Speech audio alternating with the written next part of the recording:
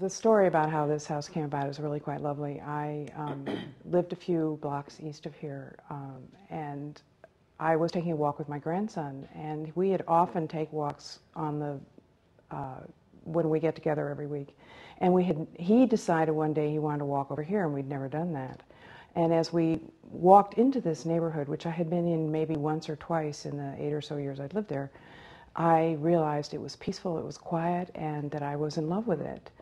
And so my grandson and I had this wonderful walk where I'm thinking, maybe I need a small house on a wooded lot, and all these fantasies are coming up. And then 3 days later, Sarah called, and my neighbor over here, who sold me the property, had called her and said, do you know anybody who would like to build a small, sustainable house? And Sarah said, well, I'm not sure, but I have a possibility. So she called me and told me that my neighbor had called her, and I just sort of immediately knew, oh, I guess I'm going to build a house. I was concerned about Medora and her current house at that time, which was up on a hill and a tall house. So from the garage up to the upstairs of that house was a 6-floor climb. And this isn't a good idea for knees that have had a long life. So it seemed like a one-level house would be a real gift to staying in a house, and that hilltop house was going to be an issue at some point. So when I called her up and said, I think this is an idea, it was oh dear, I guess that better be the idea. Because it may have been, oh dear, I guess we're going to build a house. We're going to build a house, here we go again. But then we both said, oh, that'll be fun.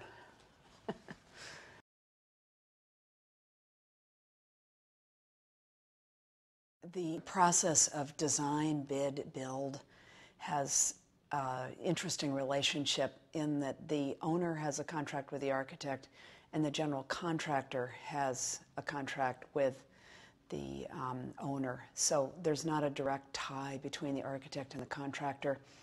I want to say the relationship is really the tie, and there is an AIA document that ties the two together called the general conditions that we use as a reference point, which is just a standard industry-wide way of defining that relationship. And I think in the end, what you write on a piece of paper is only part of making the solutions happen, and that relationship has to do with everybody's commitment to working things out successfully. And then there's reality. Which is? Which is, this is life on planet Earth. Everything doesn't work right. And so the more people you have engaged and invested in the process, noticing at the moment when things are not working right and working to resolve it, the better.